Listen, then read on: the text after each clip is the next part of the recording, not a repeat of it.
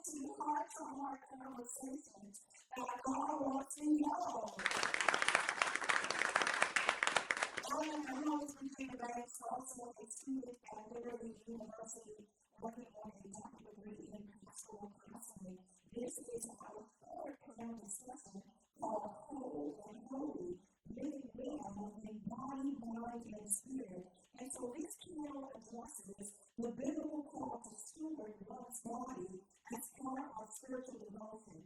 In contemporary ministry, physical wellness is often neglected despite its profound impact on mental clarity, emotional stability, and spiritual vitality. So this conversation will explore diet, exercise, rest, and self-care alignment with biblical principles. And so we know 1 Corinthians 6:19-20 reminds believers that their bodies are temples of the Holy Spirit, calling them to honor God through physical care. And so our first question is this: how does physical wellness relate to spiritual growth and discipleship? And what I'm hearing today, we have Pastor Roy Bowman.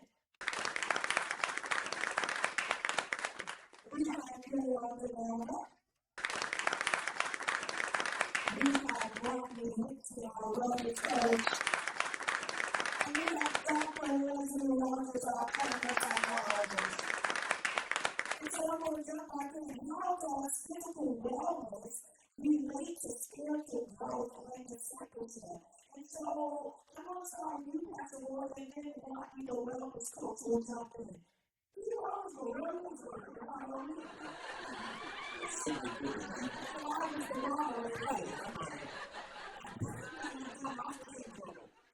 So the body and the mind and the soul, the spirit, they do act as one. That's true. And when one or the other is having issues, they will solve. Do you know that when the soul is sick, the body is sick afterwards? And if the body is sick, particularly the gut area, the mind is sick. And all of them work together, and if you're spiritually sick, those whose spirit has come alive, then everything suffers. But the difference is, watch this, if the spirit has not come alive, meaning they're not even saved, their spirit don't even affect the body's whole law or the mind. Yeah, that's good. But when a person becomes saved and they become spiritual, when the spirit is weak or sick, it does affect the body. Now, eating the proper foods helps the mind. And when the mind is strong, it can do the spiritual discipline better. You can pray better. You can read the Bible better. And when you're lethargic in your mind because you've been eating a bunch of crap, it's hard to stay in tune. Clearly, when you read the Bible, first thing you want to do is go to sleep. Second thing is, when you're physically not strong, it is almost impossible to carry out the Word of God. Meaning, going to making disciples, spending that time with all the people that we talk about in the other two podcasts. Because if you're physically challenged, your mental and your spiritual going to be challenged. So you're not going to be strong enough to be able to handle those mental conversations. I'm going to give y'all one, and I'm going to have to look at the other side. How can you take me more first? Yes. You made me. You got it. There's times when I know I got to deal with a person and talk and still know this one. There's certain people you have to be strong for before you meet them. So, he called me at 7 o'clock in the morning. I don't even have to be up. But if he called me, I can answer the phone. Because he did no work. But if I see the phone number that comes through and I know that I'm early, I am. I got to get myself up. I got to go eat, get my push-ups to make sure I'm physically and mentally strong to be able to handle this particular person. Then there's spiritualism. And all of that is absolutely true. Some of you don't know that to be true. There's certain people you can't even talk to until you feel like you got the strength to be able to handle it. So absolutely, being whole makes you able. And that's the new body.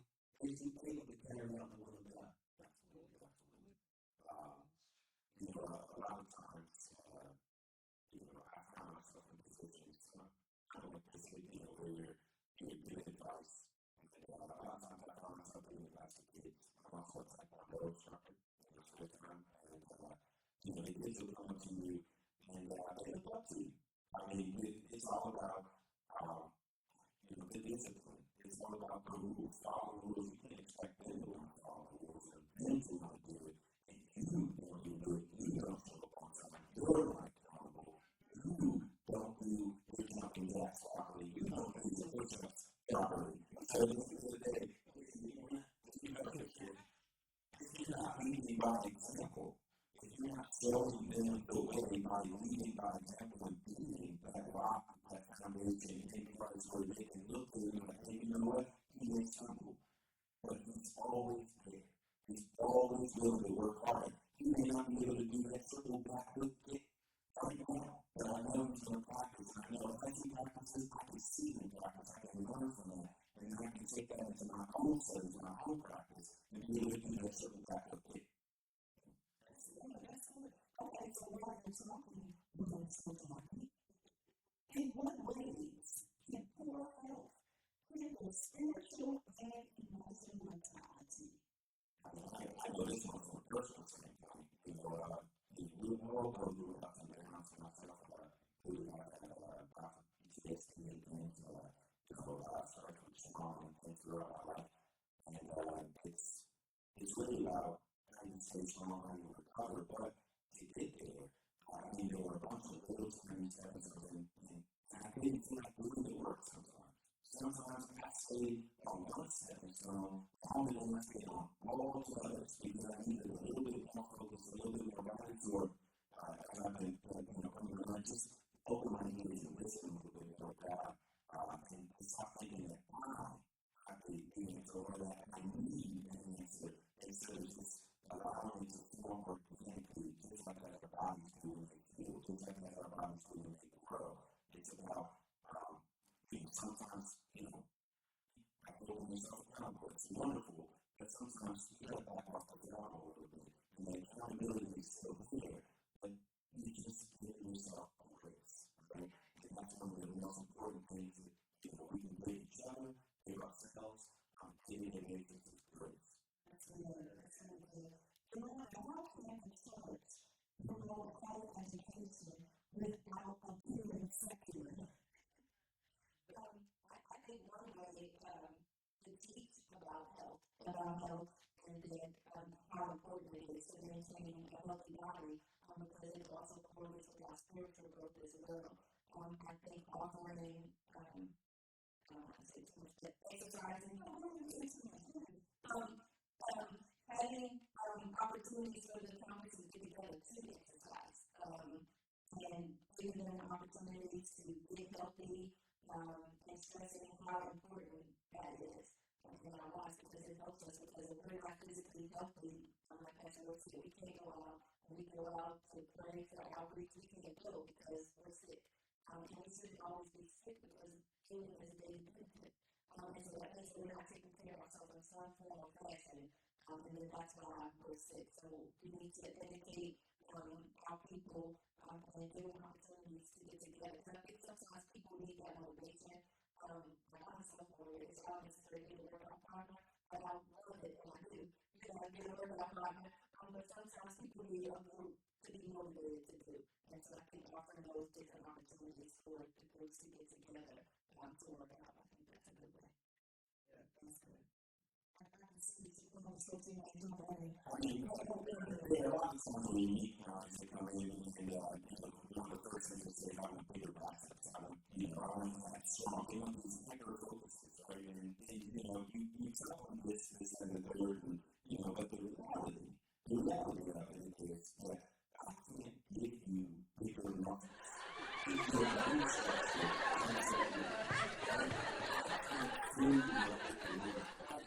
I can't give you that. You have to put in some work yourself. You have to do the small things to build up your body. And you have to start with the foundation, the structure. I can't give you these things. I can give you a sword, right? God says, we shall be a sword, right? But I can't give you the sword. You can't lift the sword. Right? And that's what we're saying. So the community to come together to help me lift that sword sometimes, right? So I can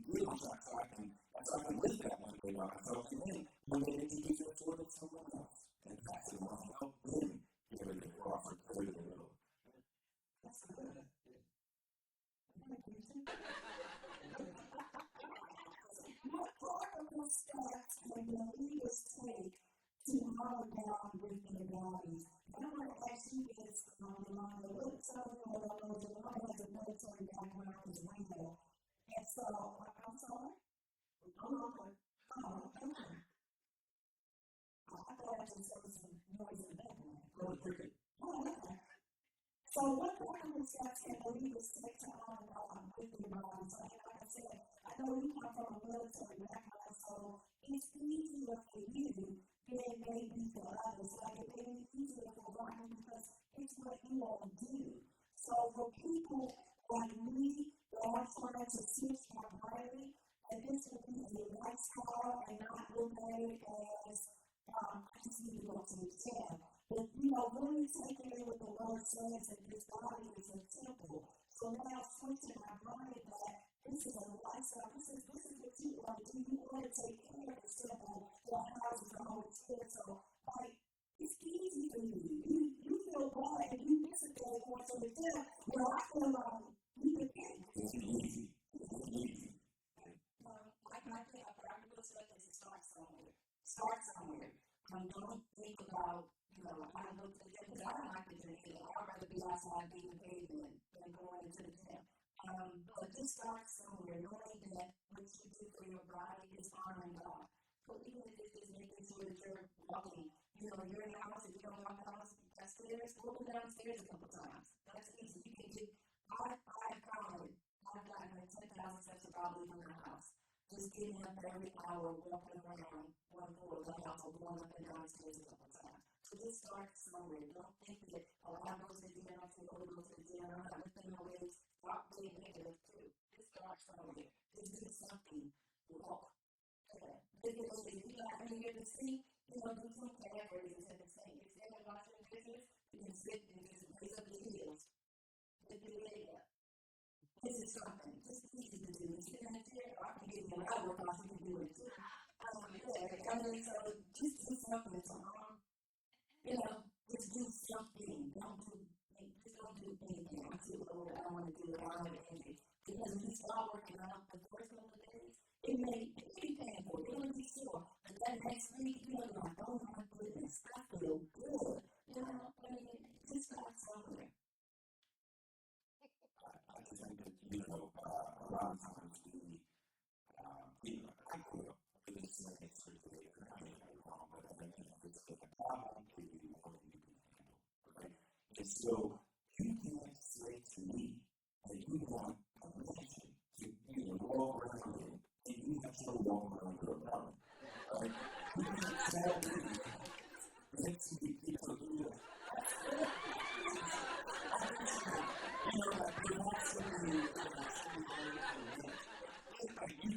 me that you want a landscape and you don't garden, and you're not learning to pay anybody either. Or you're holding back everything, but it's about giving myself to the process, right? Just like when we get baptized, right? It doesn't just stop there. That's the first beginning step to the process, right? And you're sharing back the days of the memory. It's systematic, so you get to that center spot, and a lot of times, I don't know if you have to go around, because I was stepping in all the way, you find everywhere, it's just about that, so it's just like in your body, you cannot notice, you have to have a direct relationship, not only with God, but with the body of Christ, and that means the people, right, the community that you're looking for, I think somebody should be expressing how people feel and how ability to encourage the wellness practices. Like what they talked about earlier. I mean, like you said, if you stand at the sink, you do practice, or you go up downstairs. In the community, it's part of the house. If you live in a house with people, they're always telling people to go get something. Tell them to stop and find to go get them. Get up and go get that record. Get up and go and can you give me some no, are you late?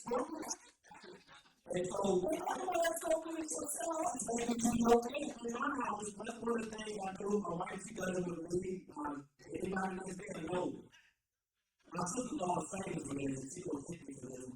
But she always tells me, she'll tell us, hey, can you get this? Or, Greg, can you get this? I said, no. Get up and go get that rapper in. Walk the stairs. Because believe it or not, just getting those reps in of going to get the stuff that you want changes your own body composition. And you'll decide whether you really want it or not. Absolutely.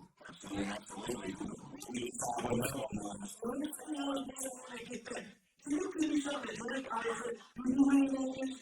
No, you don't want it. Go get that rubber. When I say it like that, I'm trying to motivate. I'm go get that rubber. But I feel myself to myself. I don't want to go downstairs and you want to get your butt up. Go get that rubber. So I'm drawn downstairs and I'm drawn back up. And what I'm doing is tapping on them and get that rubber. So I do it with anybody in my community. And one of the other things that I do in my community is, like right now, we had this to do tonight because he said, oh, we must do my podcast. I said, yeah. Well, in order to do Virginia's podcast, you have to pay. So, this is a lot of plan. And if I have to do anything mentally, spiritually, or physically, I won't eat until I don't have anything else to do. So I don't eat. I haven't, it's almost 1 o'clock. I haven't eaten today. I had some water, I had a cup of coffee with no sugar. But that's it. I do this every day. You know what? I'm going to say that because the next question is, how can biblical fasting and rest be reframed as holistic disciplines? And one of the disciplines, there's 5 disciplines in spiritual believers. Every believer should be. And one of the disciplines is fasting. And if you're a believer and you don't fast on a regular basis, then that's one of the disciplines that you're going to have to adhere to. And body is fasting. Fasting is so you can humble his body so you can stay in charge. You're feeling. So it's not so much that the fast itself is done, but it's craving. It's insistence. It's control over you, believe it or not. If people don't realize, God said this, your stomach has become your God. Here's what it means. Anything that controls you has usurped the true living God. So your appetite, if you can't act right because you're hungry, if you're angry because you're hungry, you got placed that thing under subjection. And believe it or not, every one of us feelings, God knows how we are, He knows how we made. He would not ask you or tell you to fast if there was something you couldn't do. And people say, well, I can't take my medicine 3 times a day. What's why you got to take one problem? I'm not saying all day. But in most cases, if you practice the simple thing of fasting, and initially, it is a little tough. But it's lifestyle for me at this point. And my wife said to me, she said, you know, you already do intermittent fasting. I don't know intermittent fasting. She said, what do you eat? I said, when I get hungry. When do you eat? How many times a day? I said, once, but typically I'm not hungry. She said, how long have you been doing this? Well, it's been about 15 years now. And let me tell you how I started. It started just on Sundays and Wednesdays. Because I'm getting ready for service. I just couldn't eat. I was fast before. So when I was teaching, I was fully in. And I wasn't lethargic or heavy or anything. So when I started this fasting on Sundays and Wednesdays, not intentional, I just did it out because whenever I eat, it makes you feel good. Yeah. And you don't feel like you don't want to do the next thing. But whenever I don't eat, and this is every day now, when I don't eat, I'm ready to go do everything that I got to do. I got energy to do it. I don't have any problem. But I don't have any, I'm not lethargic. I'm not fat. I'm not male. But I'm eating. And I sit down to eat. That means nobody else needs me. Or my spiritual acuity. So I go and eat that one meal. and I eat well, and when I'm done, I wait $2, and I go to bed. And when I wake up and I do all that, I've been doing this for at least 15 years of that. And I can tell you, like right now, I try to go. Physically, I can do whatever I need to be, and I don't feel flooded. I never feel flooded. So that's one of the ways that fasting helps you. But it also it makes you spiritually sensitive. Absolutely. It makes you spiritually sensitive because I don't get angry enough.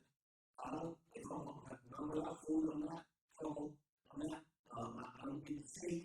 None of that happens to my body because my body has been disciplined to go without food for as long as I need to go without food without creating a fuss. I didn't know this. I did it. Ketosis. You call it that. They got a name for it. Ketosis. But I'm just saying, no, bro, we won't eat until I'm ready. I'm in charge of this. And I want to take a look to the being safety. We're about to go to Mississippi in January. And a lot of people that are doing this too. And one of the things that I tell all people going to Mississippi, I said, if you don't work out, if you don't walk regularly, you need to start walking, lifting weights, and making sure that your stomach and your legs and all that stuff is ready to go. Because you're going to do a lot of walking. And I prepare everybody goes on a visit trip to prepare physically so they can handle the arguments of 7 days going out 10 to $1 a day to come back, particularly if you don't regularly do that. It's not fast and everybody wants to be discipline. It's not always be discipline, it is requirement. And sleep, out of all that you do, is more important than even eating. That's what God said He uses when you sleep. If you don't sleep well, you won't live well. Your relationships will suffer if you don't sleep well. You're going to sleep environment, and you're going, first of all, people have TVs in their room. You should have TVs, radios, anything great things in your room. Your room is supposed to be a boy's room. So it's going to be in that room. No distraction. And when you go to sleep, if you don't get that sleep, I promise you, you're not going to be the best version of you that God intended. Because sleep is about when even your food, I was one of them. Let me take it. I was one of those who I sleep when I get to heaven. I sleep when I'm reading. Working 2 jobs, 3 jobs. Man, you can't think, so you get stuck in working 2 jobs because you have no creative ability. When you don't get proper sleep, you can't creatively think. You don't get to commune with God. Because part of the time while you're sleeping, the first part and the last part, remember, you're supposed to be communing with Him as you go to sleep. And when you rise, you're supposed to be communing with Him. So you got 2 parts of the day before you close and when you wake up, when you commune with Him. He gives you creativity, He gives you insight, and He'll put on your mind what needs to be done today. Believe it or not, if you go to bed with God and wake up with God, your day will already be structured before you even hit the ground. It's going to fix that. I promise you, you know. We don't have to say this last question, and everybody can answer this. We'll try to keep Dr. Rogers and then we'll go to Dr. Moore. Last question to your next discussion. What does it mean to live whole and holy in today's fast-paced culture?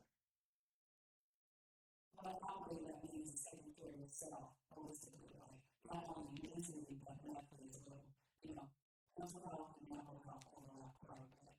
So, oftentimes people come to me, they come halfway through whatever I tell them to get physical, to do about medical stuff, and vice versa, they can listen to medical about the conversations and something going on, they can do without familiarity and mental health. I think you have to take care of yourself, body and soul, and mind, and I think holistically you have to take care of yourself. It means eating right, it means working out, or self-care. We talk about self-care. Self-care is a major part of taking care of yourself. You have to balance out your work life, right?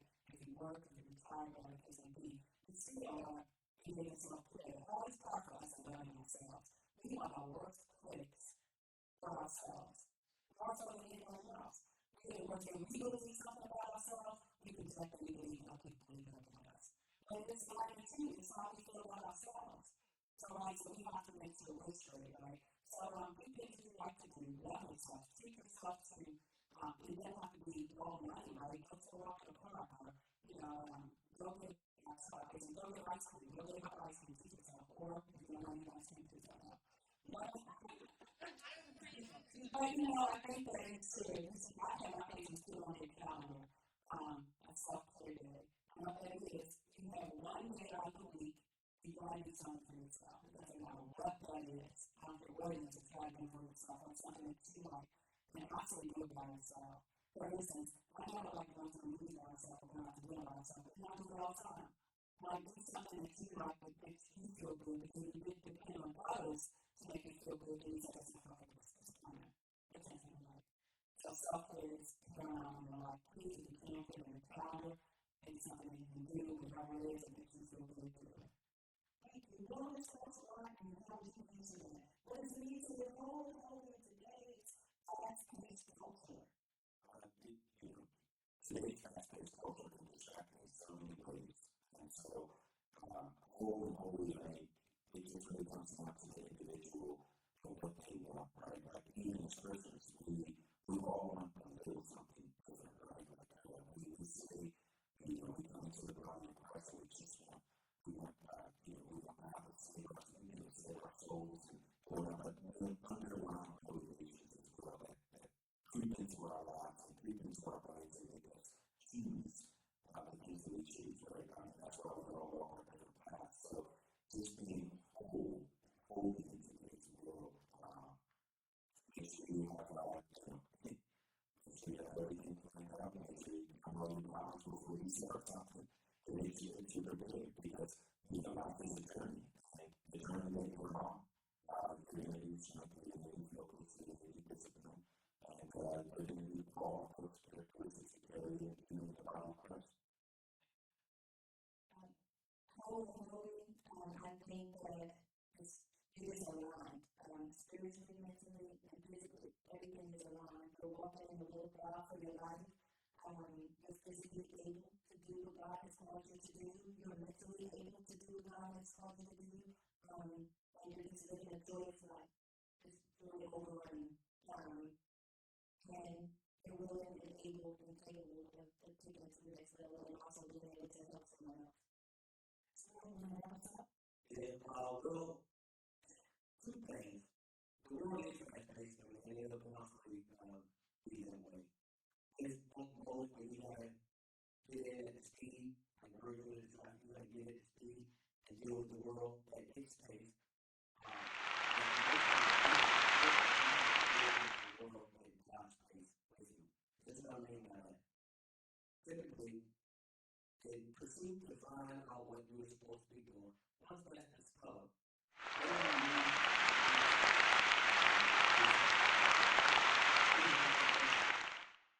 what's my motive around why I'm doing what I'm doing?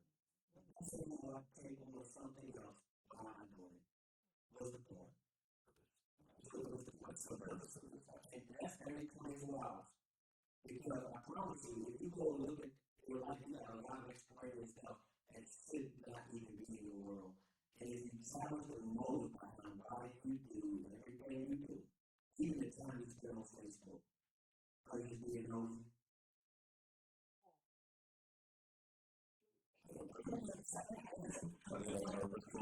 If you challenge the motive behind everything you do, you're going to find that a lot of stuff that you do, the motive, you got everything between you and your life in Christ. So if you ever want to live a whole life, one of the places I would always check is my motive for why I do what I do. I thank you. That is heart to heart conversation. Oh, hallelujah.